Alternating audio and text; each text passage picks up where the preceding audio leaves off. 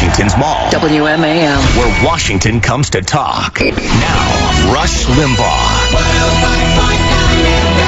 At AM 630.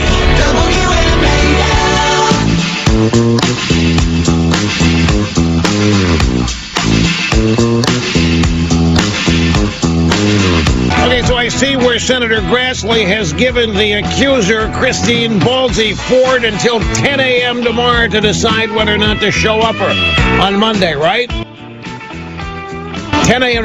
Grassley may want to get his new iPhone. Maybe what that's about. I'm just kidding.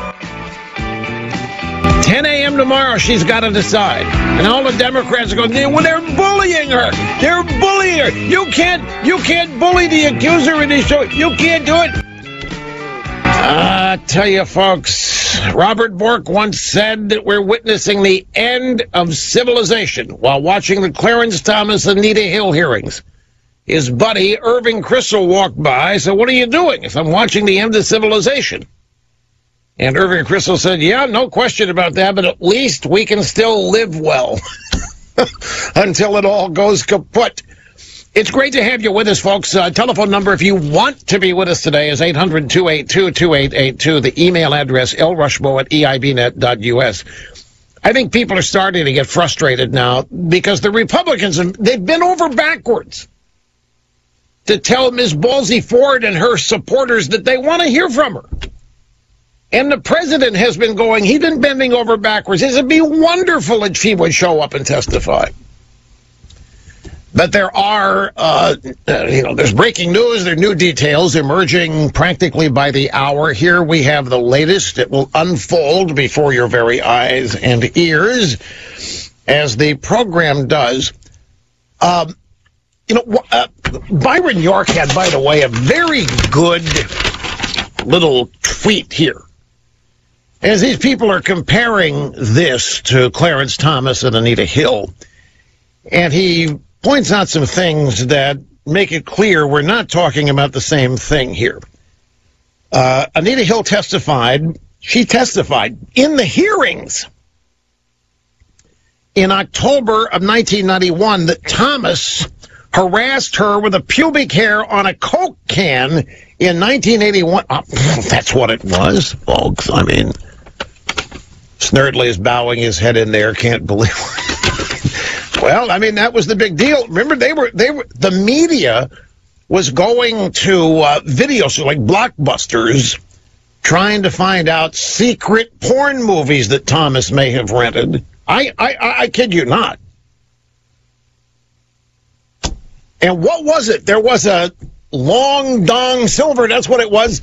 Somebody claimed that Justice Thomas had rented long dong silver. This is what a Supreme Court confirmation hearing was reduced to. Anyway, Byron York reminds us that Hill testified October 1991 that Thomas harassed her in 1981 and 82.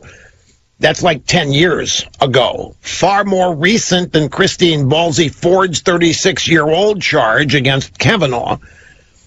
Also, Hill and Thomas are both adults when the alleged pubic hair was left on the alleged Coke can in the workplace. They were both adults, whereas we're talking about teenagers in high school here with Kavanaugh and Christine Ballsy Ford. Now, the Democrats are livid. Grassley, we were one of the first to point this out yesterday, Grassley even tried to get hold of the accuser and her lawyers, and they're not responding to him.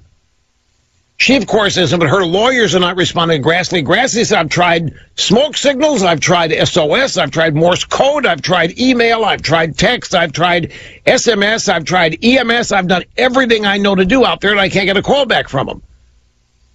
And so Macy Hirono from Hawaii, who obviously is seeing this as a moment to raise her national stardom, is starting to utter profanity we're not used to hearing from senators. She's saying, you go to hell, you go to hell. That is BS, except she's not using the initials.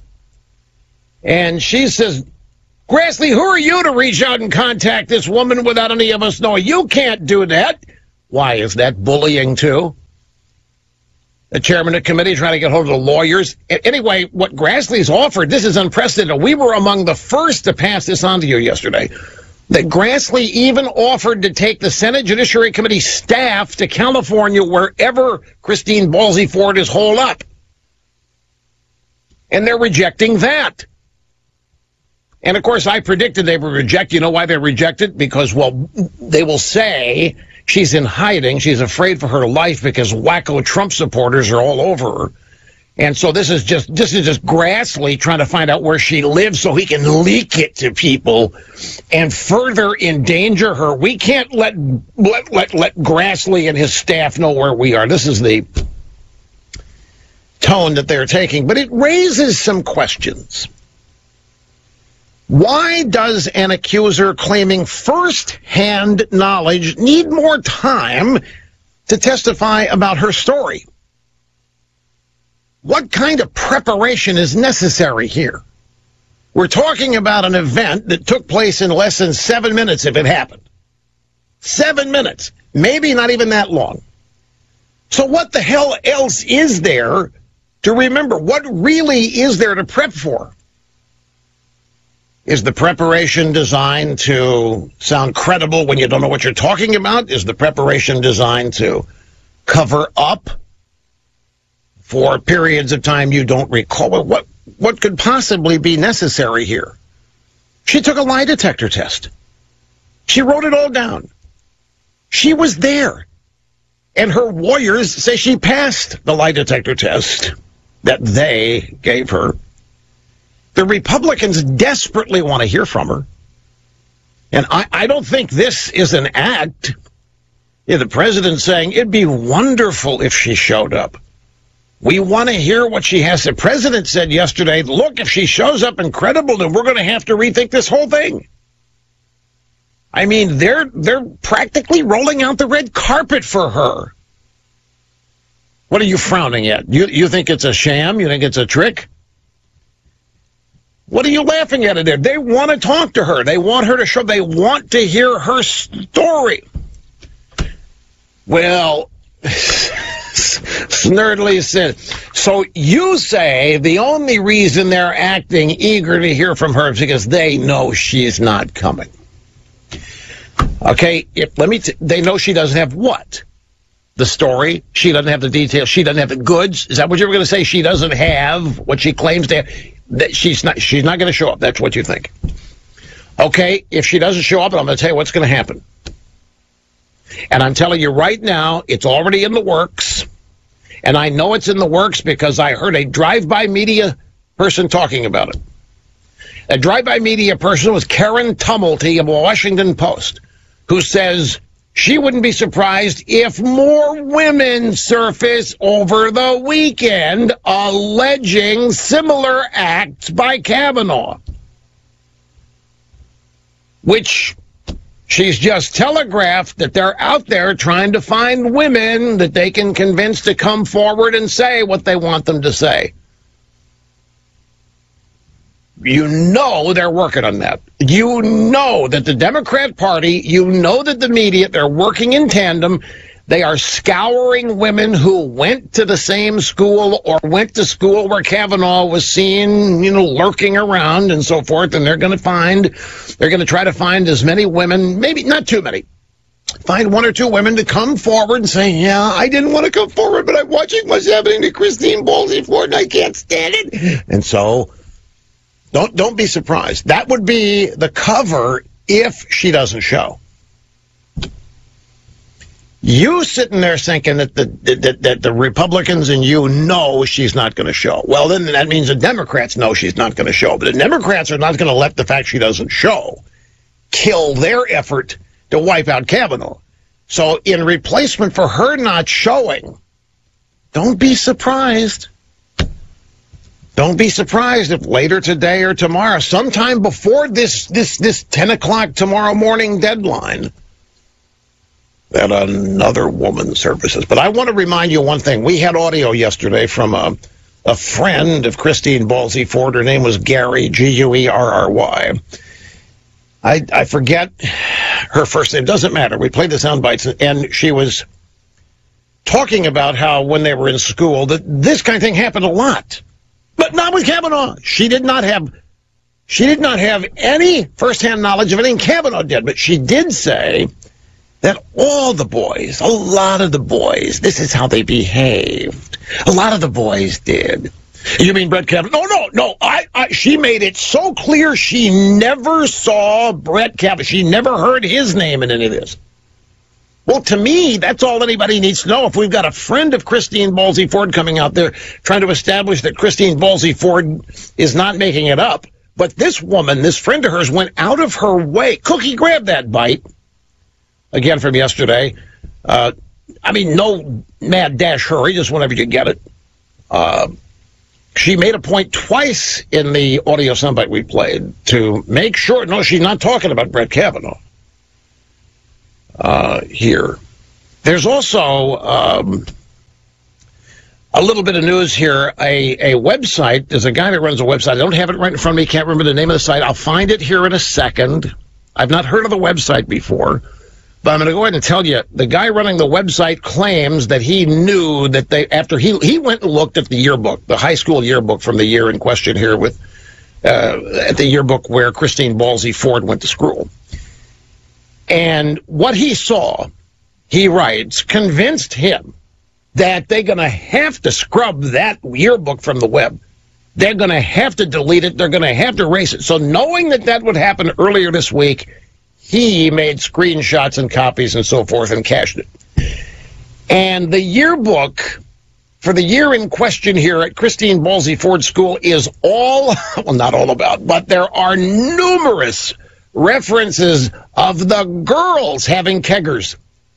Keg party after keg party. There are stories what we did when the parents were gone, complete with pictures, making it look like the girls in this school knew how to party with a keg just like guys did. And it establishes that, many of the entrees or entries in this particular yearbook make it clear that people didn't remember the next day what had happened the night before in perfect detail and so forth. So he writes that when he saw it, he predicted that they would scrub this. They'd have to get rid of it. They'd have to wipe it off of the web. And it is. It's gone. So we have that little bit of detail. But back to this whole thing. Republicans want to hear from her, despite the smirks from Mr. Snerdley. The Republicans want to hear from her. They're making it clear. The media believes her. Now, I'm asking here, why doesn't she show up? Here, grab soundbite number 22. Cookie King. This was yesterday afternoon on Wolf Blitzed on CNN. Jim Acosta was accosting Christine Ballsy Ford's friend and ex-classmate Samantha Gary. And Acosta said, what Dr. Ford is alleging, is this the first time you heard anything like that about Judge Kavanaugh? It's not the first time I've heard anything like that in terms of the community of women that I know, and not regarding him, but those sorts of things went on. A lot. One of the things that's been surprising to me as I've gotten involved in this in the last couple of days is how many women of my class have come forward to me in this last few days and said, I had similar experiences in high school, and this hits me very deeply. And it's very not with Brett Kavanaugh, but with other boys. Not with Brett Kavanaugh, but with other boys in our community, and we all feel that if we were in her shoes, we'd want to be taken seriously as well. Okay, fair enough. But look, there's some questions here. This woman is 50 some odd years old now, same age as Christine Ballsy Ford. And she says, one of the things that's been surprising to me as I've gotten involved in this the last couple of days is how many women in my class have come forward to me in the last few days and said I had similar experiences in high school. Well, if you went to high school with them, why wouldn't you know it when they happened? So much of this doesn't pass a consistency test, but the primary thing here, it's not the first time I've heard anything like that in terms of the community of women that I know, and not regarding him, meaning I don't know anything about Kavanaugh. And then Acosta, after she describes how Women of her class have come forward in the last few days and told her they had similar experiences in high school, and it now hits her very deeply because she didn't know all this was going on while she was in high school. But now she's hearing about it from all of her friends who say, oh, yeah, it was going on in high school, but not with Brett Kavanaugh. She makes it clear twice here that in all of this debauchery that was supposedly going on at this private school, she never heard the name Brett Kavanaugh mentioned. And yet she's coming forward here in support of Christine Ballsy Ford. Now, does that, to me, this is the kind of gets passed over. The drive-by media conducts the interview. They hear the answer. It doesn't even register. To me, this is close to bombshell. You got a good buddy exonerating Kavanaugh from the type of behavior she says she's now learned was commonplace. Oh, not Kavanaugh, though. Oh, no, not Kavanaugh. So, why does she need more time to testify when she's got firsthand knowledge? Why does she need more time when she took a lie detector test? She wrote it all down. She answered the questions.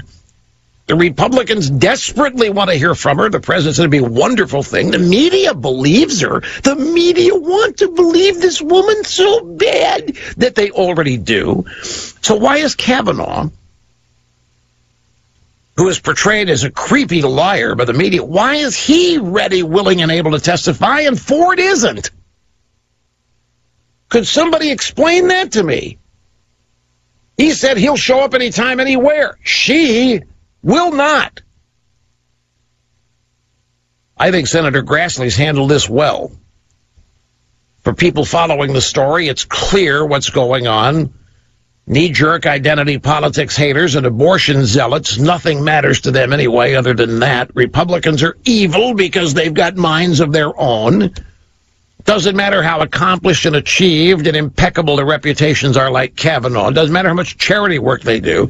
It doesn't matter how many people vouch for them. It doesn't matter how many people love and adore them. It doesn't matter how stellar their lives and career and work has been. It doesn't matter if they have led normal, productive lives. Nothing matters except removing them as obstacles. Quick time out as we continue here on the Thursday edition of the EIB Network. America's Anchorman, Rush on the EIB Network. Washington's Mall, WMAL, where Washington comes to talk. Here we go, bringing bumper music from home again. They think I can't spot this because of my hearing difficulties. But I recognize new noise when I hear it. Welcome back, ladies and gentlemen. Senator Grassley trying to convince Kavanaugh accuser to testify on Monday. He said, where I'm focused right now is doing everything we can to make Dr. Ford comfortable with coming before a committee, either in an open session or closed session, public or private interview. Even offered to go to California. No matter what Grassley has offered, the answer has been yet. He was even willing to send committee staff to California to speak with the Kavanaugh accuser. Mazie Hirono, the Democrat senator from Hawaii, says that Grassley's office didn't really try to contact the elusive doctor, professor, PhD. Hasn't really tried. He's just saying he's trying. He doesn't really mean it, according to Mazie Hirono. Interview with ABC News, she called the assertions that Republicans had exhausted every method to contact Ballsy BS.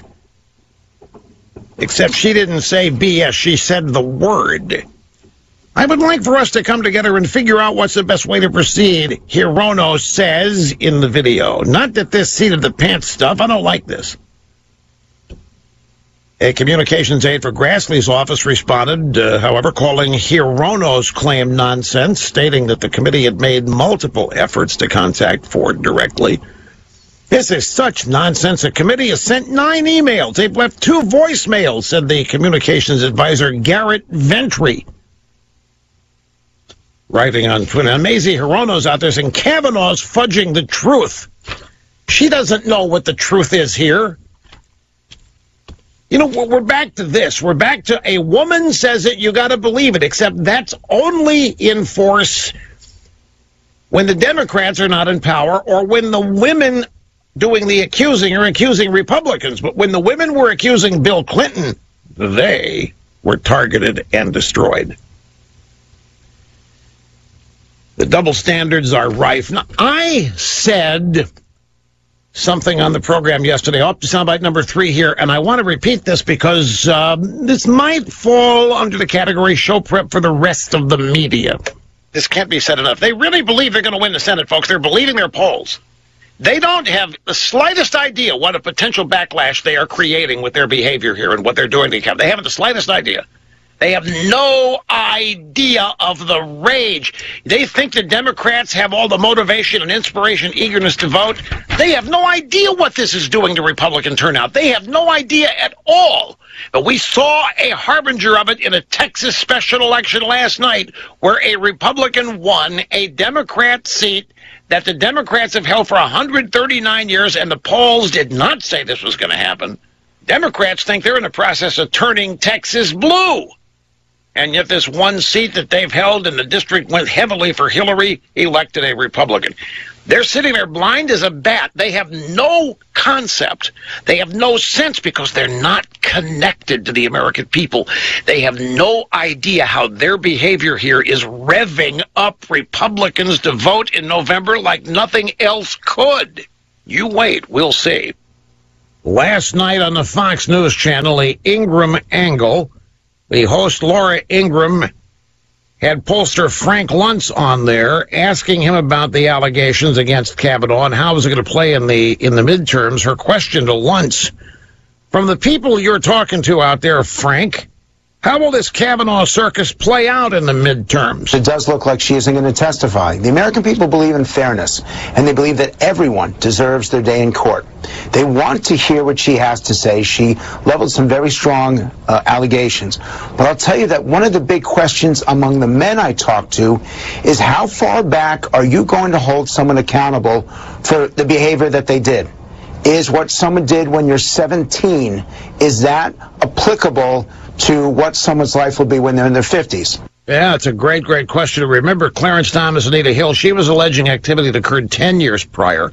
This is 36 years prior when both are in high school, for crying out loud. It's the first thing that should have disqualified this. The first thing that should have. Anyway, Luntz says that he senses the American people out there really think all this is unfair and could bode poorly for the Democrats.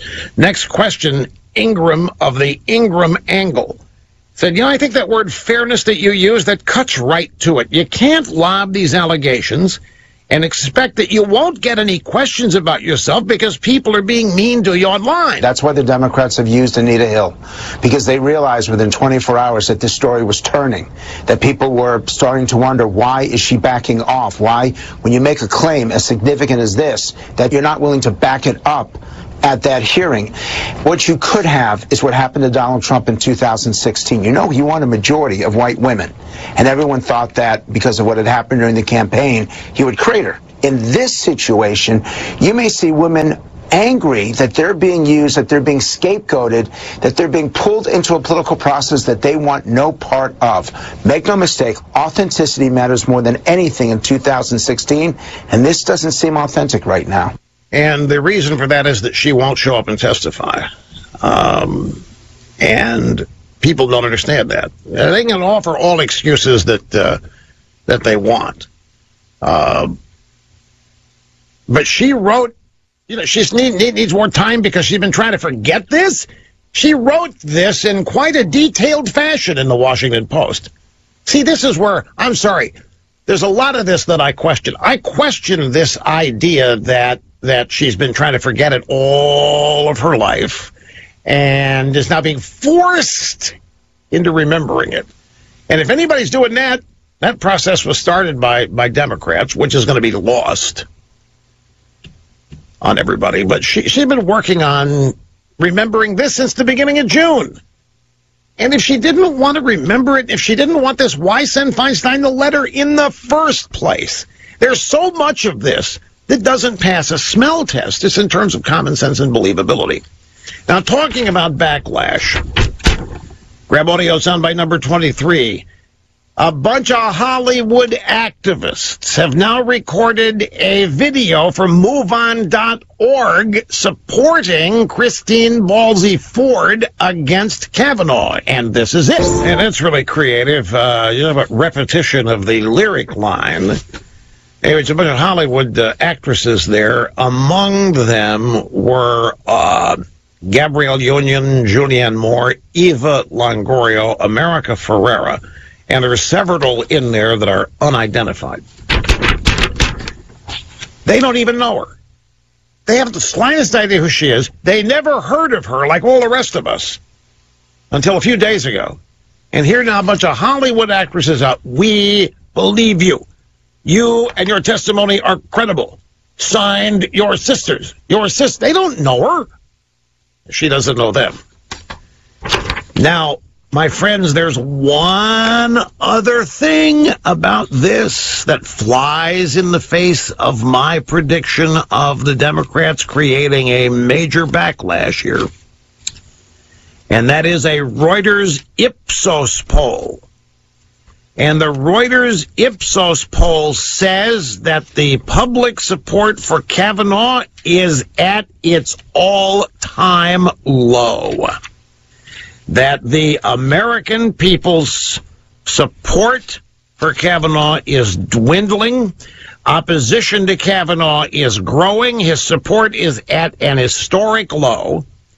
The growing number of Americans said they opposed Trump's Supreme Court nominee, Brett Kavanaugh, as the candidate's confirmation hearings took place, as he fended off a sexual assault claim. The poll took place between September 11th and September 17th. 36% of adults surveyed did not want Kavanaugh in the court. That's up 6 points from a similar poll conducted a month earlier. Only 31% of adults polled said they were in favor of Kavanaugh. Now, I want you to think about something. We're talking here about one of the foremost legal scholars in the country, acknowledged by people from across the political spectrum. We're talking about somebody of impeccable integrity and honor, as testified to by everybody that knows him. We're talking about an appellate court judge whose opinions are cited often by Supreme Court justices in their opinions. We're talking about an appellate court judge whose clerks are hired by Supreme Court justices more than any other judge's clerks. We're talking about perhaps one of the judicial minds of a lifetime. A man who has led an unquestioned life of decency until this smear campaign started. And yet, Reuters has a poll that says 2/3 of the country does not think he's fit to be on the Supreme Court. Now, what does that mean? If we believe this poll, if this poll is accurate, all that it really shows, it doesn't show anything what people really know about Kavanaugh. What it shows is the power of the media over reality. Or it shows the power of the media and their ability to use polls to create news, to shape public opinion rather than reflect it. Only 31% of adults in the Reuters poll think Kavanaugh's worth being on the court. 36% don't. And in terms of the just textbook qualifications, there isn't anybody better. Anyway, I'm sure you'll weigh in on that as well as much else. Back in a minute. He's right in so many ways. Rush on the EIB network. Washington's Mall, WMAL, where Washington comes to talk. By the way, it's a good catch. I missed this. These actresses in that soundtrack we played. We believe your testimony. We believe your testimony.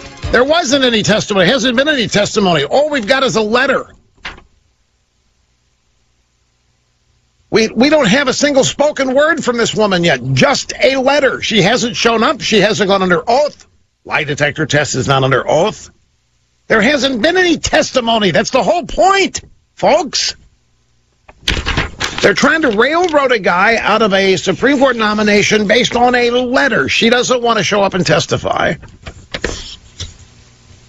And she hasn't. And you stop and think of this. They're saying, go through the qualifications Kavanaugh has. Think of the people who would not pass the qualification test as the Democrats have set it up. Do you realize Martin Luther King could not pass the test that they have established here? And tell me, Mr. Sturdley, why is that? Martin Luther King couldn't pass the test. He's got episodes of sexual harassment and infidelity all over his young life, correct? Well, I know we're not supposed to talk about it, but a Supreme Court confirmation hearing, if it came up, the Democrats would have to oppose Dr. King. Same thing with Mahatma Gandhi. Yep, he'd be toast. For those of you who are Christians, there's not a single disciple who could pass a Democrat's test. Jesus himself might not be able to pass it, but that's okay. They don't believe in him.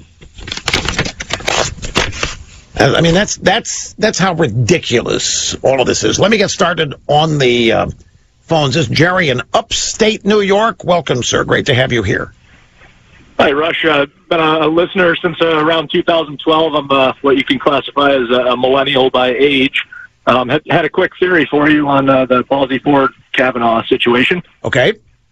So I'm thinking that obviously the Democratic Party is pushing for this FBI investigation before she testifies, so that they can be sure that whatever she has to say during the testimony, that it aligns with what the FBI is, so-called going to uncover. You're saying they want the FBI to go first so that she can coordinate with what she tells the FBI and be consistent with it. Correct. Yeah, I haven't heard anybody mention anything, regarding that, but that's just a theory I was thinking. You mean that they're trying to make sure she doesn't get convicted of lying to the FBI and going to jail like Martha Stewart or Michael Flynn? I don't think. I marvel at I'm very fascinated the way people think. That's an interesting point that you're making. This whole idea of the FBI investigating a high school event from 36 years ago. It's not exactly what they do. But the left is saying, Trump could make them. Trump could tell the FBI to do anything. Except Trump can't make them declassify documents. And on this, Trump is now declassifying some of this stuff, and the Democrats are running, you can't do that. He can't do that. That's a violation of national security. On the other hand, Trump, you make the FBI investigate this. They're so all over the ballpark and all over the place. Jerry, I appreciate the call. Find audio soundbite number 12. This is what I alluded to. If she doesn't testify, if she doesn't accept the invite by 10 a.m. tomorrow, here's Karen Tumulty last night, Fox News Channel special report, Shannon Bream. This is the all-star panel, and Karen Tumulty talking of what could happen to change the Kavanaugh story between now and Monday. The thing I think we all need to remember is that we still have 4.5 days until Monday. And the way the news cycle works in these times, this whole thing is probably going to take 5 or 6 twists and turns. Right. There may be other people coming out of the woodwork, either to verify what Judge Kavanaugh is saying or to back up what she is saying. By Monday, this could look like a very different situation. All righty now. How do you translate that, folks? I'm going to tell you what it means. Karen Tumulty is expecting that by the time Monday comes around, the media will have found additional women to come forward and say, oh, yeah, Kavanaugh did this to me. I know Kavanaugh did this to a bunch of women. That's what she's telegraphing here. We'll see. The courage to fight and the talent to succeed. Rush on the EIB network. Washington's Mall, WMAL, where Washington comes to talk. So I'm just watching CNN. I want to be able to explain this to you exactly as I just heard this. So I'm watching an InfoBabe report from the White House to Wolf Blitzer at CNN. And the thrust of her report is how shocked, get this now, how shocked and stunned Trump's aides are and how respectful he's been to the accuser.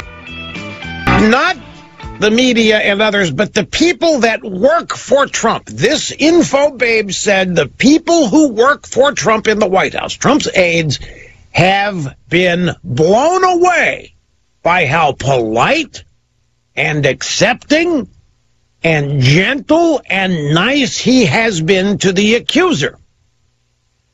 That they were stunned by it. And then she said that Trump has noticed that the coverage he's getting on this has been that much better, precisely because he's been a nice guy toward the accuser. And so Trump aides told CNN that they now expect this to affect Trump in the long term, that he's going to now try to be a nice guy as often as he can because he likes the media coverage. Then she said to Wolf Blitzer, but Wolf, the real reason the president is so happy is because he is not the accused. The president is used to being the accused in these sexual harassment matters, and he's just so grateful that he's not the accused, that he is treating this in a responsible and reasonable way. And then she said, but this could all blow up on the president tonight because Wolf, as we know, the president will be leaving in a short while for a rally in Las Vegas where he's going to be stumping for a Senate candidate out there. And as you know, Wolf, at these rallies is where the president is unscripted and goes off message and has a tendency to be who he really is. Implying that all of this niceness and politeness to the accuser could go out the window tonight when Trump goes off script and he could once again start insulting everybody left and right. So we'll just have to keep a sharp eye on it, Wolf. You know, the president gets in these rallies with his supporters and they egg him on and he loves it and he likes saying things that gets him all worked up. It's just, I was laughing myself silly. I just broad smile on my face watching this. And Trump is, you know, they talked about Obama, the left and the media. They're trying to tell us that Obama is so much smarter than everybody that we just can't keep up. That if life is a game of chess, you know, he's 5 or 6 moves ahead of everybody. That nobody can play in his league. We're lucky. We're lucky to be among the countenance and the aura of Barack Hussein Obama. Let me tell you something. Let me tell you who's 5 or 6 moves ahead of people, and that's Trump. They are the ones shocked, not Trump's aides. They are shocked at Trump's behavior here. And I will bet you that part of the calculus here, and because this accuser is not alone, folks. She didn't come alone. She didn't spring up alone. She didn't decide to do this in a vacuum. Just like Anita Hill, there's a silent group of people, an army behind the accuser who are helping and cajoling and directing and producing. And I guarantee you, do not doubt me on this, that one of the things they thought they had going for them in having this woman come forward would be that Trump would savage her. I will guarantee you that's what they thought. I will guarantee you that's what they planned for. I will guarantee you that's what they expected and hoped. That when because Trump loves his nominees, he loves Kavanaugh, they were convinced that Trump would take this attack on his nominee personally, as though it were an attack on him, and that he would lash out. And he would start insulting via Twitter and anywhere else what he thinks of this woman. And they figured that if they could get Trump to do that, that it would further the objective of getting rid of Kavanaugh. is I think they have been hoping that Trump or somebody close to him would start, for lack of a better word, trashing Christine Ballsy Ford. I think they were expecting some Republicans to do that. And by the way, I think they've been expecting some in the media to do that.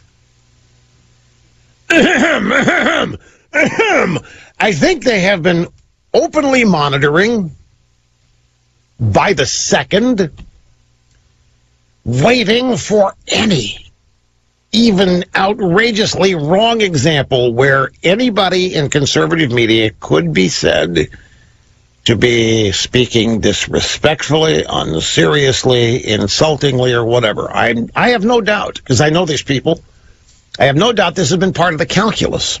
And so many things here that they counted on are not happening.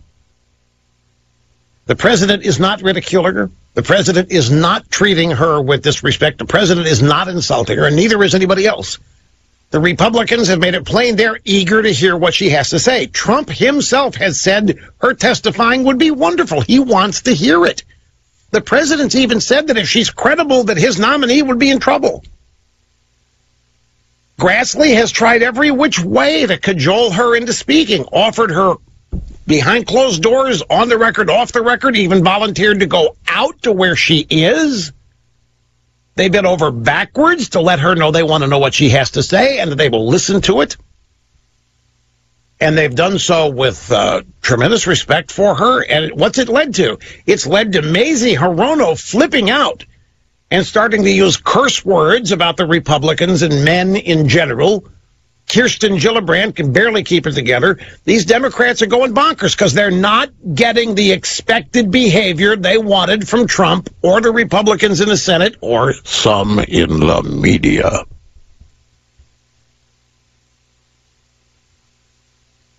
They were hoping people would jump all over this woman like some did Anita Hill. And it just isn't happening. So the strategizing that they did in their calculations whether or not to do this, they really counted on a boorish, mean-spirited reaction to this woman from Republicans that they are not getting. And now the onus has flipped.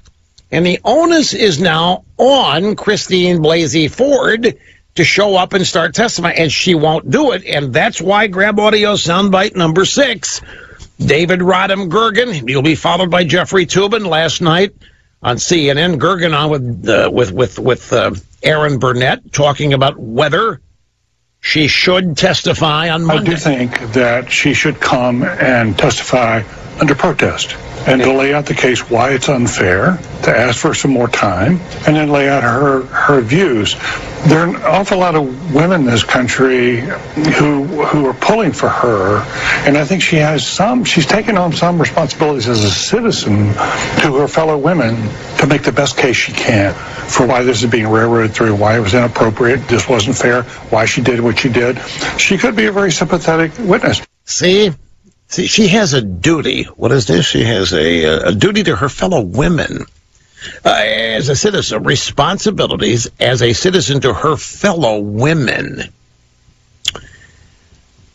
It's sad that we are becoming so segregated here by virtue of surface things, skin color, gender. Well, that's not surface, but it's just all this identity politics stuff. We're not unifying. We're going the exact opposite way, and it's assisted along by this kind of thinking. Fellow women. Letting down her fellow women, that's the point. I guarantee you David Rodham Gergen wouldn't be saying any of this if they had gotten the expected reaction they hoped from President Trump, from any, just one Republican senator. One Republican senator had to come out and start questioning her honesty and all that, and it would have been over, but they studiously avoided this. So the Democrats haven't gotten what they wanted out of this so far, especially her testifying. But there isn't any testimony yet. All there is a letter that Feinstein won't even let Grassley see. Have you heard that? Grassley has been asking Feinstein to let him see her original letter, and she will not produce it for him.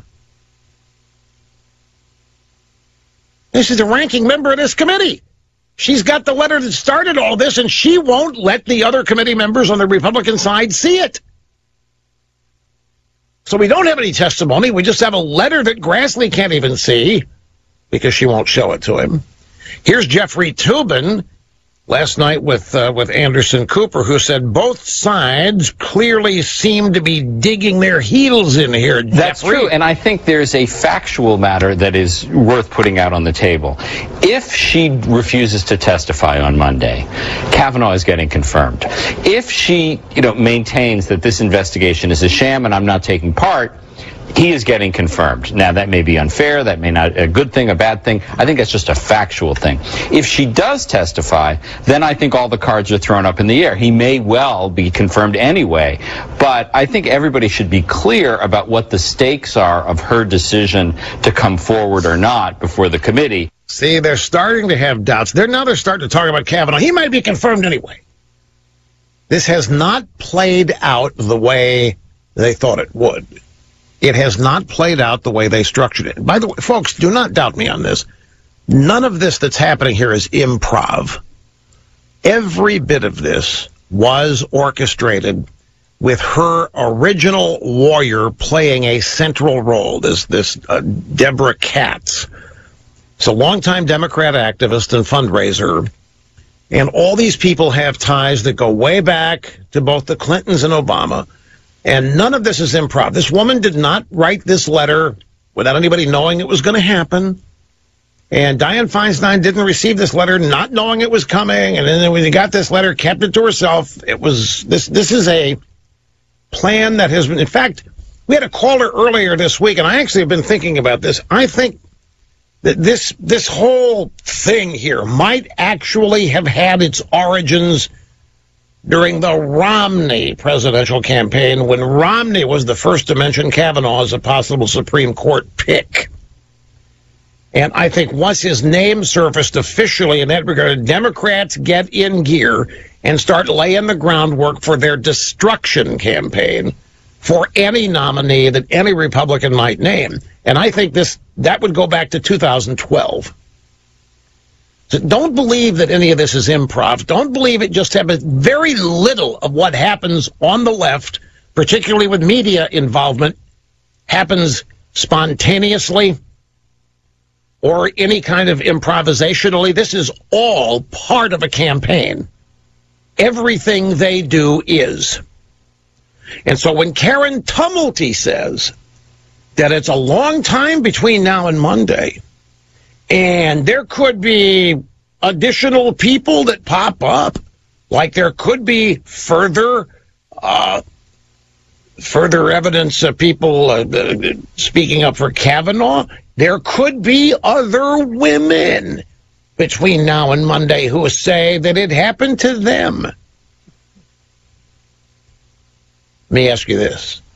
You think if the Democrats are going to hatch this plan, and they've strategized, they expect Trump to respond in a certain way that's going to help them, and he hasn't. They expect conservative media to respond in a certain way to help them. We haven't. They expect Republicans to somehow start trashing her. It hasn't happened. Do you think that they don't have somebody in the bullpen? You think they've always had somebody in the bullpen? Because believe me, don't know how else to say it, but this is not a spontaneous thing that caught everybody by surprise. And I mean, even people on the left. So when you have a drive-by media specialist, a veteran who's been in there many, many moons talking about the possibility, it could be other women, pretty safe bet she already knows that there are. And if there are, they are part of the plan too. Now, it could be that they've had to improvise since it hadn't gone their way. They have maybe have had to go find a couple in the past week or so. But now the Democrats and the media are starting to get a little depressed here. She's letting down her fellow women. She owes it to her fellow women as a citizen to come testify. And even if she does, Kavanaugh may be confirmed anyway, said David Rodham-Gergen. Or no, that was Toobin. And one other bite. This is Fran Townsend. Fran Townsend, National Security Advisor, defense specialist, and so forth, all the way back to the George W. Bush administration. She was on CBS today. She's a counterterrorism advisor. And she was talking to Gayle King, who said, as a former federal prosecutor, Fran, would you put a witness on the stand without some type of investigation? I'd take you back to the Anita Hill example, right? Mm-hmm. That's an example where President George H.W. Bush did reopen the investigation based on her allegations. And look at how those 302s were used. They were used, it was a brutal cross-examination of her in public. I'm not sure that's a model we'd really want to follow. Were you saying an FBI investigation might actually not even be helpful to her at this point? That's exactly right. Look, and I don't think it's helpful. You know, she through her lawyer has asked for this FBI investigation, and I think that makes her look political. I feel for her. It's taken real courage for her to step up here, but I think she ought to tell her story. She ought to tell the story. Yeah, what is this business of wanting the FBI to look into it? Could it be that people on the left now look at the FBI as simply another arm of their political operation? And they see the FBI as a bunch of sympathetic supporters. And so calling for the FBI to investigate is like calling for Peter Strzok to start looking for spies in the Trump campaign after he's planted them there. I wouldn't doubt that either. These people thinking they now own the FBI based on what we've all learned the FBI did trying to screw Trump. So if her advisors are of the opinion the FBI is on their side, then damn yeah, call for an FBI investigation. Fran Townsend said, wait. You just never know what's going to turn up in one of those things. And you can't, once the FBI starts poking around, you can't say, sorry, I really don't want to talk to you, when you're the one who asked for it. Take on the left with a Limbaugh letter. In the next issue, Rush talks Trump with former federal prosecutor Sidney Powell. I asked her point blank, when do you think the Mueller investigation is going to end? Read her unnerving answer, only in the Limbaugh letter. Rush's potent weapon of truth. Available in digital and print editions at rushlimbaugh.com. You're listening to the EIB Network. Washington's Mall, WMAL, where Washington comes to talk. Rush Limbaugh, a household name in all four corners of the world.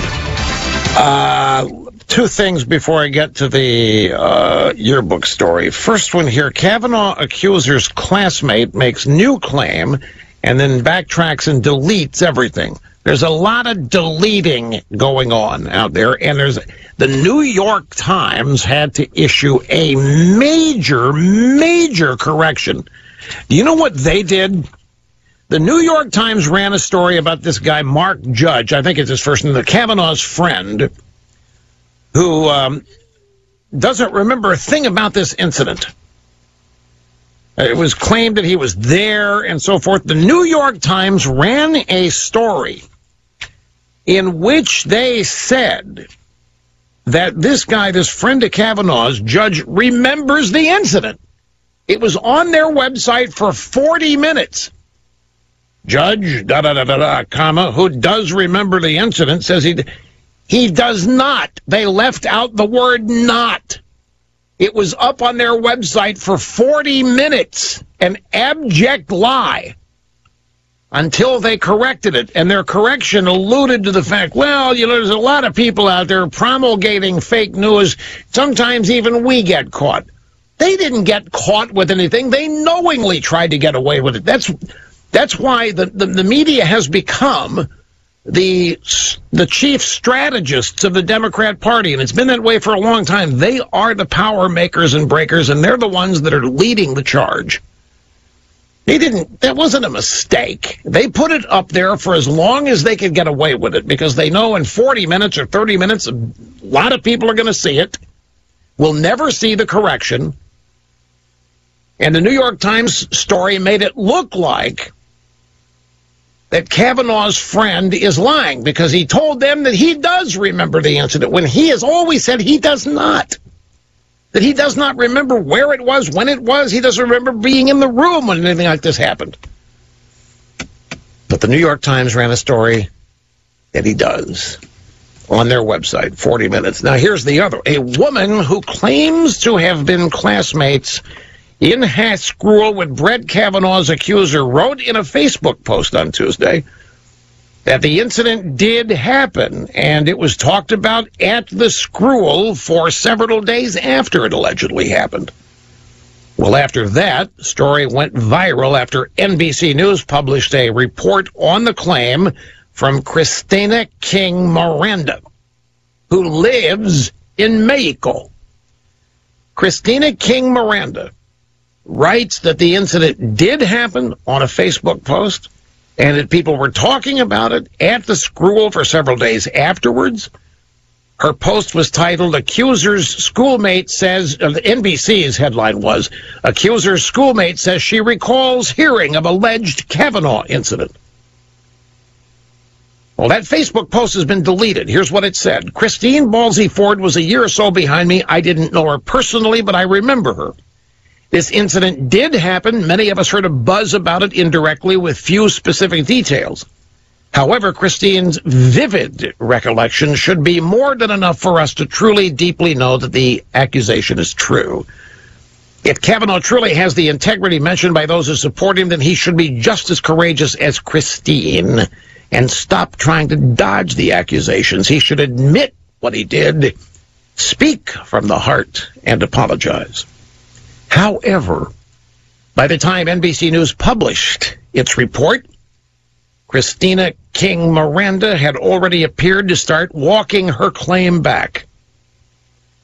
She wrote in a Facebook post, which has now been deleted as well, quote, to all media, I will not be doing any more interviews. No more circus for me. To clarify my post, I do not have firsthand knowledge of the incident that Dr. Christina Ballsy Ford mentions, and I stand by my support for her. That's it. I don't have more to say on the subject. Please don't contact me further. So she writes, oh, yeah, everybody remembers this. People were talking about it. So the media says, oh, wow, we got to track her down. They track her down. She says, I don't want any part of this, and starts deleting everything. Here's the yearbook story. Now, the website where this first appears, and I'm say up front here that I pass this on to you with some guarded knowledge. Whenever I've not heard of a website, it's dicey, it's tricky. But other people have cited this now, and on their websites are publishing parts of it, so it may pass the test. The website is cultofthefirst.blogspot.com. And the headline, Why Christine Ballsy Ford's High School Yearbooks Were Scrubbed. Faculty approved racism, binge drinking, and promiscuity. Now, her yearbook has disappeared. Whatever else, whoever had the power to do it has taken it down. And the person who wrote this story at this website saw this yearbook and writes that he was convinced that it was going to be taken down, so he cached a bunch of pages and made copies and has it, and is now running a story, even though the yearbook has been taken offline. That has to mean something. I don't know what the website is, and shockingly, the drive-by media has ignored this, but here we go. On Monday, September 17th, Christine Ballsy Ford's high school yearbooks suddenly disappeared from the web. I read them days before, knew they would be scrubbed, and I saved them. Why did I know they would be scrubbed? Because if roles were reversed and Christine Ballsy Ford had been nominated for the Supreme Court by President Trump, the headline by the resistance would be this: Christine Ballsy Ford and the drunken, white, privileged, racist playgirls of Holton Arms. That's the school. The yearbook portrays story after story after story of these girls laughing and joking about their beer parties, keg taps, partying while the parents are gone. Whole entries in the yearbook while the parents were away, and then detailed descriptions of the parties.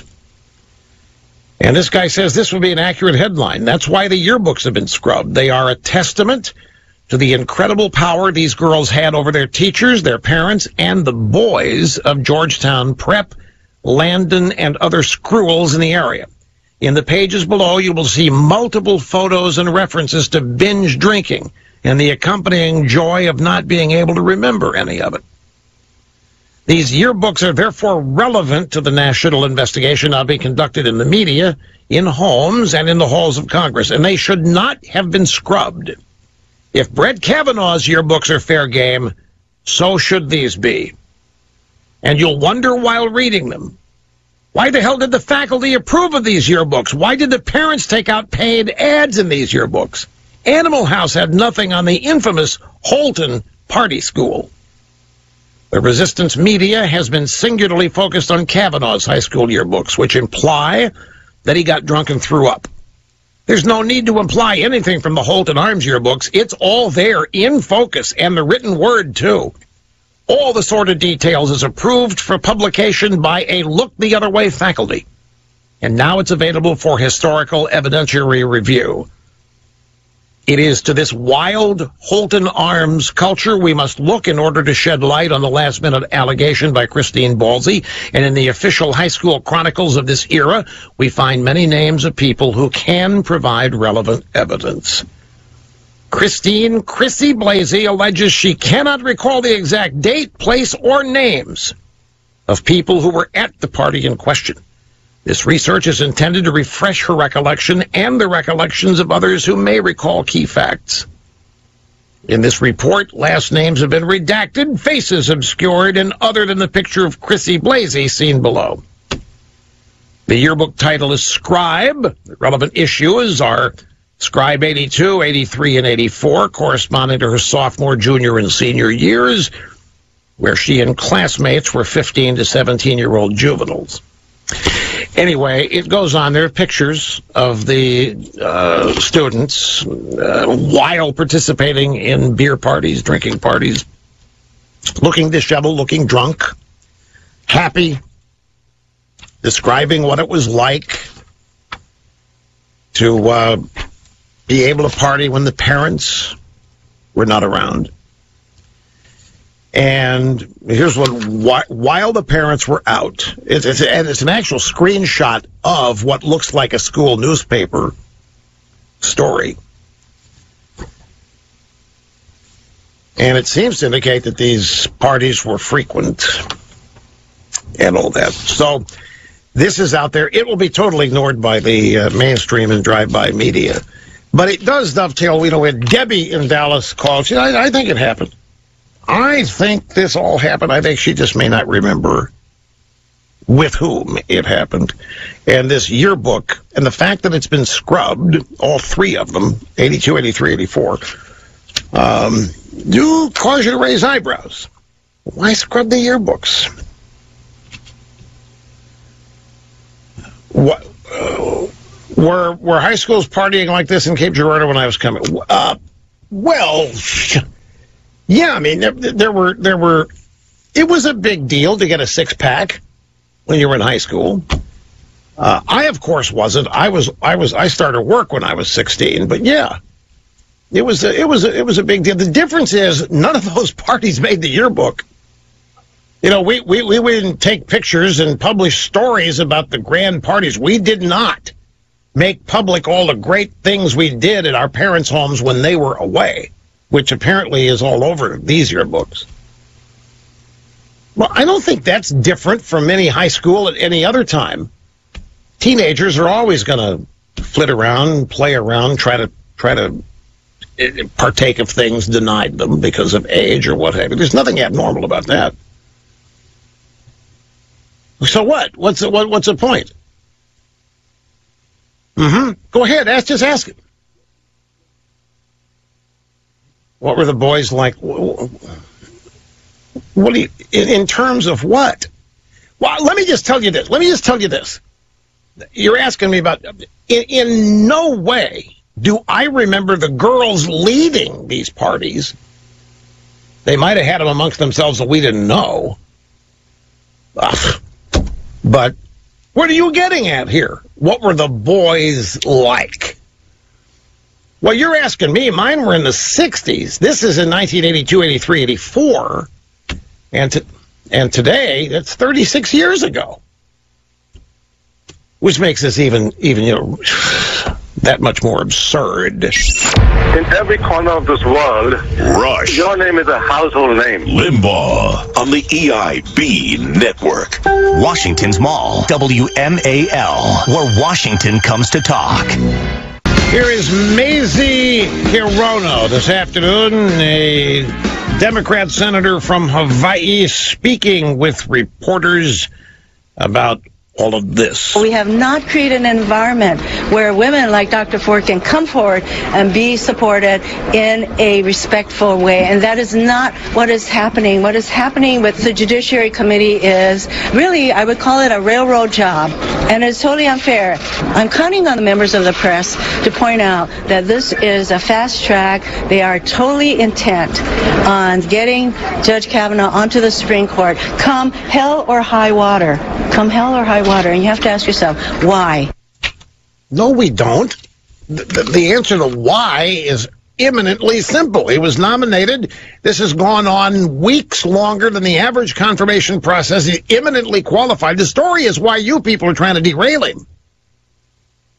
Anyway, here's Sean in Winston-Salem, North Carolina. Glad you waited, sir. Hi. Hi, Rush. Thanks for taking my call. You bet. We know Trump very aggressively goes after people that are attacking him, and he succeeds. You've identified all the occasions. This is really an attack on his selection. I think he needs to get out in front, make a statement that says Kavanaugh is preeminently the most qualified candidate for this position, but we've got people on deck like Amy Coney Barrett and others, and get them thinking of the future. They're doing this for the future. Well, that's his next pick, given the chance. I think he needs to get out in front of this abortion aspect of this with some subtle tweets or jabs, because I think it would refocus people's attention on what they're really trying to do. Well, maybe, but they would relish the chance to destroy her. If they take out Kavanaugh, they're going to be so energized, they're going to beg for him to send up Amy Coney Barrett. They can't wait to destroy her. Don't forget, she was the nominee that they were going back and forth, Kavanaugh or Barrett. Who should go first? And they decided to go Kavanaugh first because Barrett, the original thinking was that Democrats couldn't go after a woman in the Me Too movement. But then they quickly, properly figured out. They went back and looked at Dianne Feinstein interviewing her at the confirmation hearings for her current judgeship. And Feinstein said, boy, the dogma, the Catholic dogma is very loud in you. The Catholic dogma sings very loud. What that meant? Boy, you're really a devout Catholic. I mean, that governs who you are. You really are anti-choice. That's not what she said. That's what she meant. And so they decided to wait for Amy Coney Barrett for the next vacancy, thinking it's going to be Ginsburg just by simple age. Nobody knows, of course. But if they take out Kavanaugh, they're going to welcome Trump sending somebody else they can take out, because if they succeed, they're going to be so armed and ready that they can destroy anybody. So that kind of thing is one of those be careful for what you wish for. Trump, I think, is handling this just the right way. He's making it look like he can't wait for her to show up. He thinks it'd be wonderful for her to testify. He really wants to hear what she has to say. I mean, he's out there saying, why would I doubt the accuser? Why are you so surprised? I want to hear what she has to say. He's gone on to say that if what she says, and if she is credible, then they might have to look at the nomination of Kavanaugh. This is why CNN ran the story that Trump's employees, his aides, are shocked and stunned. They can't believe that Trump's not out there destroying her on Twitter and stuff. Anyway, about that, there are others who think that all of this not showing up is part of the setup. Details coming up. You're listening to Rush Limbaugh, The soundtrack of your conservative life. on the EIB network. Washington's Mall, WMAL, where Washington comes to talk.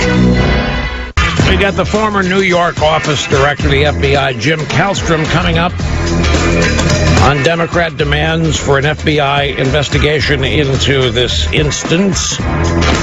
We have lots left to do here, folks, including Monday Night Football with a lowest ratings ever this past Monday. You know, I watched a little bit of it, and I just got that sense watching it that very few others were. And welcome back. You're tuned to the most listened to radio talk show in the country, Rush Limbaugh, and the EIB network. Happy to have you along, executing assigned host duties flawlessly, zero mistakes. And we have one exciting, busy broadcast hour left. Look, there are other things happening out there as well. And along those lines, grab sound bites 1 and 2. James O'Keefe at Project Veritas is continuing to really do important work exposing the deep state. In this case, exposing liberalism and liberals where they are hiding and getting them to admit their activism and corruption. And this has been a months-long project, this latest reveal, and it's being totally covered up by the ballsy story, the Kavanaugh story. So I want to spend just a few moments, because O'Keefe and Project Veritas, they really need encouragement and a bunch of attaboys, because there's nobody else doing what they do. And it's, as such, irreplaceable. And I want to recognize them for all of the hard work they're doing. It's pretty risky. In fact, what it is 60 Minutes kind of journalism, but aimed at the left. You know, 60 Minutes with their hidden cameras and this kind of stuff from decades ago, trying to expose fraud wherever they found it.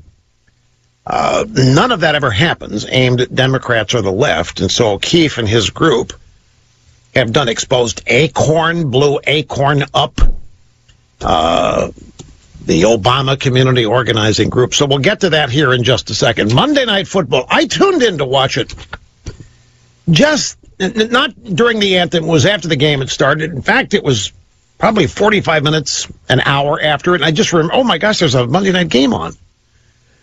The football season. Normally, I'd have been in there watching the pregame show and getting into it and so forth. But when the anthem stuff started last year, it just, as I said then, it just a wave of sadness swept over me that the left's got its hooks into this now, and they're going to corrupt it, and football isn't ever going to be what it once was. It's certainly not going to be an escape from anything. It's going to lose what is the most precious thing about sports. You know what that is?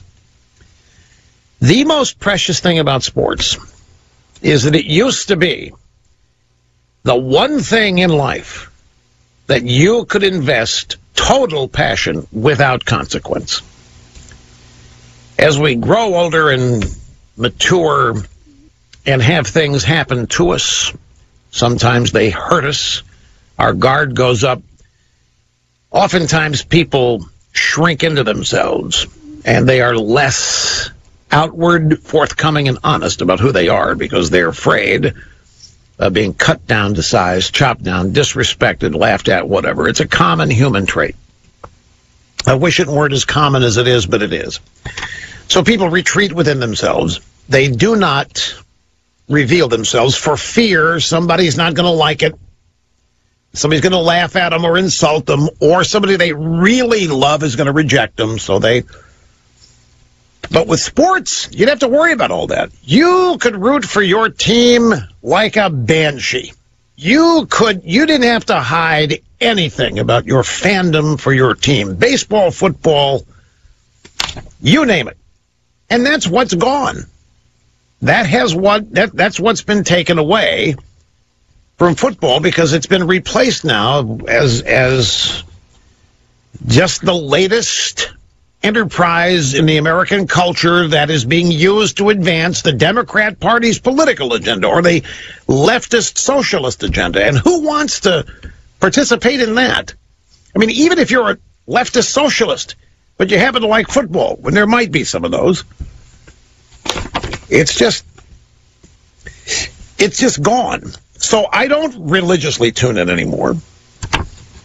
And I certainly don't watch it the same way that I did. But I did tune in Monday night when I remembered there was a game on. And I can't tell you, but watching it was the Bears and the Seahawks. Nothing against either team here. I'm just saying, when I was sitting there watching it, I got the feeling that nobody was watching this. Don't know why. Just an instinct. When I tuned in, the Seahawks had the ball, and Russell Wilson, the quarterback, was having troubles. But I didn't hear a lot of crowd noise. I didn't hear a lot of excitement. I didn't see a lot of excitement. I stuck with it 10 or 20 minutes, in and out. But I just had this gnawing suspicion. Here it is Monday night. This is ESPN, which has already shed so many subscribers because they have allowed liberalism to corrupt their operation. So I'm just thinking nobody's watching this. And lo and behold, according to Sports Business Daily, the Bears' 24-7 win over the Seahawks flopped to an 8.2 in the overnight ratings. That makes Monday night's game the lowest rated Week 2 game since the previous low in 2016 when the Bears faced the Philadelphia Eagles. Now, ratings for Thursday and Sunday for Week 1 were also down. But last week's Monday Nighter, which was the Raiders and Metal Block. See, normally it did okay. Now, these are numbers that are still winning the night, but they're way, way, way down. The Emmys turned in a 70. I mean, it's a 70-year-old award show. They crashed. They've never had ratings this low. For the Emmys, a 7.4 overnight rating. So it's just bad out there. And in the midst of all this, Eric Dickerson last week released a statement saying the NFL has forgotten the Hall of Fame players. The NFL owes Hall of Fame players. Eric Dickerson says the NFL should pay every NFL Hall of Famer $300,000 a year as an annual salary and free health care. Now, when he originally proposed it, he didn't mention a salary. He just said the NFL ought to pay these guys, us. He is a Hall of Famer. He said, if it was up to me, I think every Hall of Famer would get about $300,000 a year. That would, I think, be a proper number. Now, the way he's calculated it is that $300,000 a year salary for every NFL player would be the equivalent of the NFL giving up 70 cents out of what? 70 cents out of every $100 that they make, or every $1,000, I forget which. It's minimal. It wouldn't cost them anything to do this, he's saying. And then he put out a bunch of signatories to the letter, and it turns out that he put a couple of players on there as signatories who had not granted him permission to do so. One was Kurt Warner, and I forget who the other one was. But it's just more discord that seems to be propping up. In economic news, the jobless claims fell again, a 49-year low, 201,000. Jobless claims have fallen again. The number of Americans who applied for unemployment benefits in mid-September fell to a fresh 49-year low. More proof that a growing labor shortage and surging economy have given workers greater job security. This goes together with the story from earlier in the week that retailers are already trying to hire for the holiday season, and they can't fill the jobs. They're having to increase payment packages, compensation packages, to try to get people to commit to working the 6 weeks to 2 months of the holiday season. It is a workers' market in this day and age. It's interesting to note that this kind of news is seen by the Democrats as bad news. Unemployment is decreasing, jobless claims are declining, wages are rising, manufacturing jobs are surging, Consumers are spending, retailers are celebrating, businesses are expanding. The country is in the midst of an economic boom that the last president said was impossible without magic. What is he going to do? Is he going to wave a magic wand? How's he going to bring these jobs back?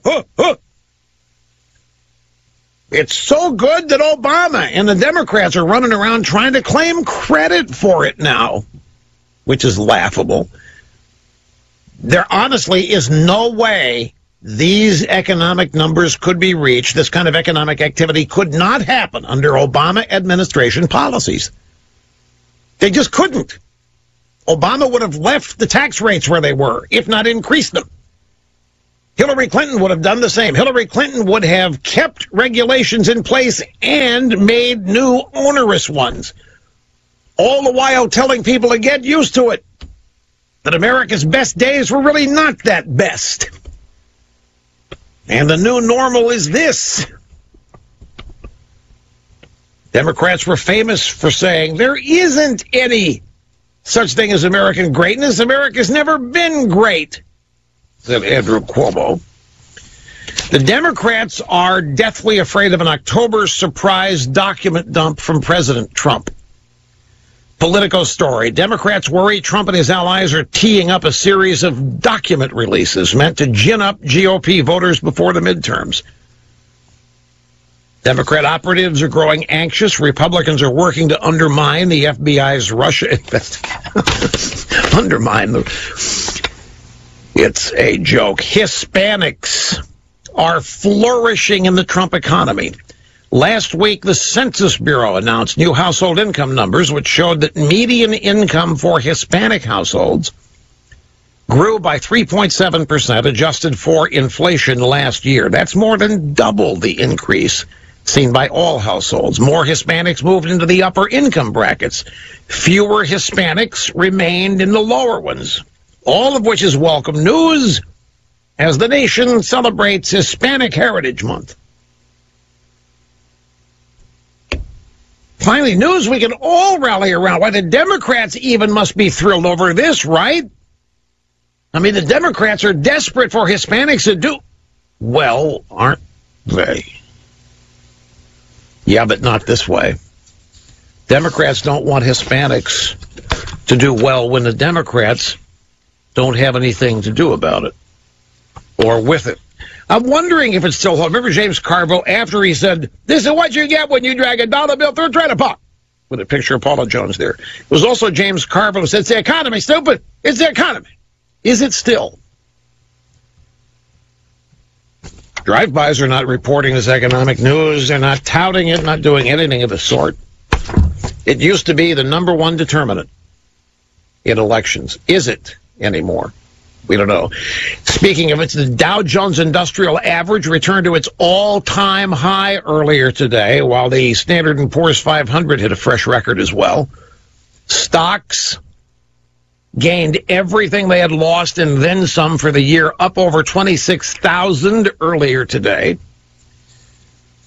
Energy markets are surging, and Wilbur Ross, the Commerce Secretary, says that the Chinese are about out of weapons in the trade war, that Trump is prevailing, and even that little guy up in Canada, Canada's Trudeau, under growing pressure to get new NAFTA deal done with Trump. So on the economic front, folks, it is surging. And the recovery from the damage of Hurricane Florence is going to contribute to a surging economy. It's sad that it's necessary, but it is. To the Project Veritas videos, here is the Deep State Unmasked. James O'Keefe released a new video entitled "Deep State Unmasked, U.S. GAO Employee Admits I Break Rules Every Day," in which he investigates the anti-Trump resistance. This is O'Keefe at work inside the Trump administration. Now, in this hidden camera clip, we have a Government Accountability Office auditor, Natarajan Subramanian, describes how he slows down the Trump agenda from the inside. You'll also hear briefly the unidentified Project Veritas reporter. For an executive branch agency, you can slow ball things to a degree that it's like ineffective, and maybe you get in trouble, and maybe you get fired or you resign or whatever, but you slow them down. Slow them down. This is Natarajan Subramanian admitting if you're an executive branch agency, you can slow ball things down to a degree. It's to make them ineffective. If you get in trouble, maybe you get fired or you resign or whatever. But this was after yesterday when people said you can't get fired. Federal employees can't get fired. So we have here deep state operatives admitting that they are working every day to stop or slow down the Trump agenda. The next bite, the same guy, Natarajan Subramanian, admits to falsifying disclosure forms to disguise the real agenda of his outside organization's work, which would be the Democratic Socialists of America. I filed all the paperwork I needed to file. I was purposely a little bit vague about what kind of organization it was. I'm like, it's a community organization, we do this, we do that. I wasn't like, it's a socialist organization and we want to, destroy capitalism. I explicitly had the discussion with myself about, do I care more about having this job or do I care more about the movement? And I was like, obviously the movement. I break rules every day. At any point I could get fired. I break rules every day in our efforts here to destroy capitalists. This is at the General Accounting Office. James O'Keefe and Project Veritas. Hidden videos where the perps here admit what they're doing. Have you downloaded Rush's radio show app yet? We streamlined it, made it much more accessible, much more pleasing to the eye. It looks great. We've modernized everything. Rush's app is free at the Apple Store or Google Play. Now, you can use the app to upgrade to a Rush 24/7 membership and get extras like daily podcasts and DittoCam videos and never miss another word from the mayor of Realville. You're listening to the EIB Network. Washington's Mall, WMAL, where Washington comes to talk. And back to the phones we go. John in Cape Canaveral, Florida. I'm glad you waited. I really am. And welcome to the program, sir. Hi. Thank you, Rush. Mega law enforcement dittos, long-time listener, first-time caller. Thank you. Love hearing from law enforcement. Well, I tell you, we used to have our own little transistor radios bungee corded to the dashboard because back in the late 80s, there were no commercial radios in the patrol cars. Yeah, I remember that. I remember hearing about that. Airline pilots also had to listen to the program on the HF radio up in the cockpit. People were going into, they had rush rooms in the restaurants and everything, so people didn't miss anything when they went in to eat. Transistors in the cop cars, I remember hearing about that. Yep. You had to actually strap them onto the dashboard because, occasionally there was some interesting turns and the transistors would end up in all sorts of strange places. Yeah. Well, I used to do that when I was 12, 13, ride a bicycle. I had a little transistor radio that I taped to the handlebars. And it's how I listened to radio driving around, riding around on my bicycle. I know exactly what you were doing. Absolutely.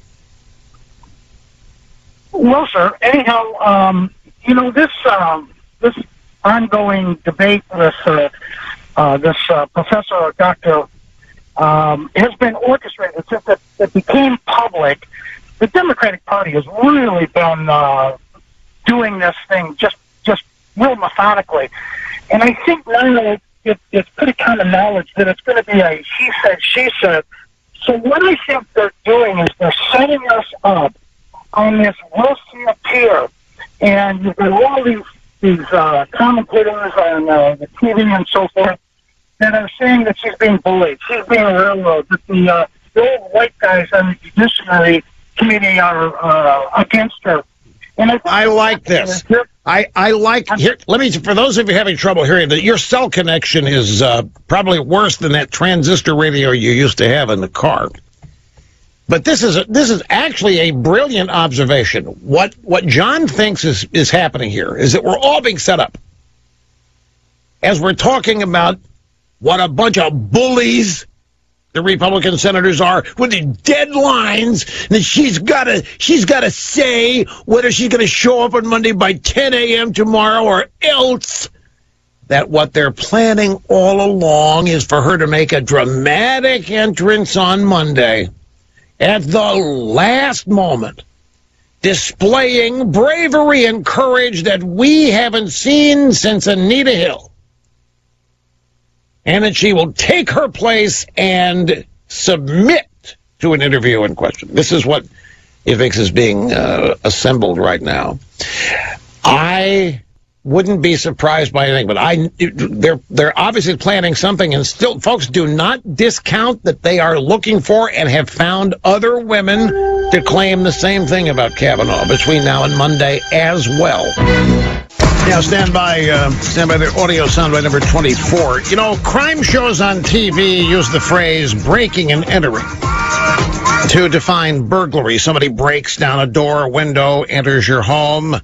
B&E, the cops call it. The best way of deterring the bad guys from entering your own home is a security system. A security system that immediately sounds off an ear-splitting alarm and quickly notifies the police. That is a Simply Safe home security system, folks. This system immediately activates a siren. It notifies the police and you at the same time when you use the Simply Safe 24/7 monitoring system. Simply Safe is now providing security to more than 2 million Americans. You talk about an overwhelmingly successful startup. The word of mouth on Simply Safe cannot be beat.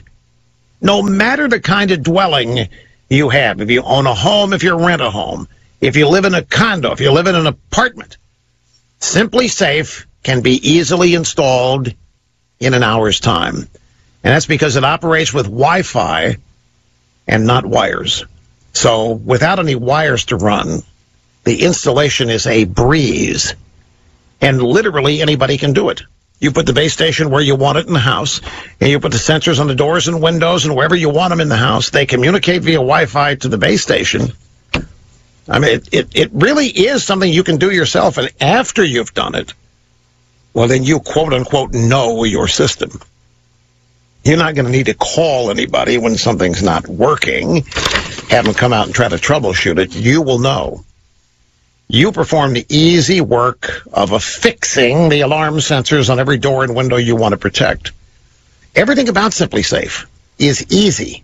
It's easy to install, it's easy to operate, and it really works. Every bit as effective as it needs to be to protect your family and your home from a break-in. You can see it at simplysafeusa.com. That website's built to offer you a 10% discount off your purchase. You don't need an offer code to remember. simplysafeusa.com. I mentioned about a half hour ago, I was watching something, I was just cracking up watching it on CNN as they were reporting, one of their info babes, Caitlin Collins, was reporting how stunned Trump's own aides are at how gentle and nice he's being to the accuser. They can't believe it. Trump's own people, the people who know him best, cannot believe that he's a nice guy. I wanted you to actually hear it. This is Caitlin Collins talking about Trump to Wolf Blitzer, who asked her, what are you hearing about the White House strategy and how the president handled this problem and all the problems surrounding the Kavanaugh nomination? Aides back here in the West Wing are quietly stunned by just how respectful President Trump has been when talking about this woman who has accused his Supreme Court nominee of sexually assaulting her when they were a teenager. Aides really thought on Sunday that when President Trump read that Washington Post interview where she first came forward detailing this allegation, that he may have that sense of volcanic anger that we've seen from the president before. President Trump himself has been boasting this week to allies and outside advisors about the positive coverage he's getting in response to the measured response that he's had about these allegations. And aides say they think that has helped encourage him to continue responding in such a measured way. But also they think that a lot of that restraint, Wolf, has to do with the fact that this allegation isn't made against the president. The president is going to leave the White House here in a few hours. He's going to Las Vegas for a rally tonight. Of course, Wolf, you know those rallies are when the president is often not very scripted and not usually on topic sometimes. And he's often sudden in a room full of supporters who were chanting and cheering him on. So what the reporterette here is expecting is that Trump to become who he is again. Once he's in Vegas and with his supporters, he'll start ripping into the accuser. He'll start ripping into the media, the Democrats, and he'll blow this new persona that he's established that nobody can believe.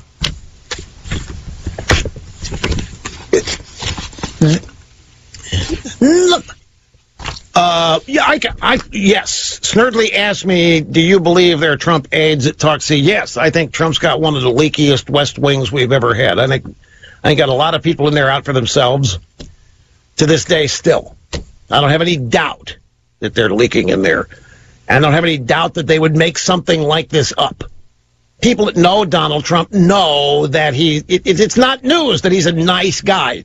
Believe me, it's not news that he treats people with respect. He's got no animus on this. This woman's not sitting about him, and he's treating this in the exact way he should. But the point of this is that even when he's behaving in ways that all of these establishment people think he should, with the proper decorum, a proper morality, he's being presidential. Even then, it isn't real. Even then, he's faking it. It's so unreal that his staff doesn't even believe it.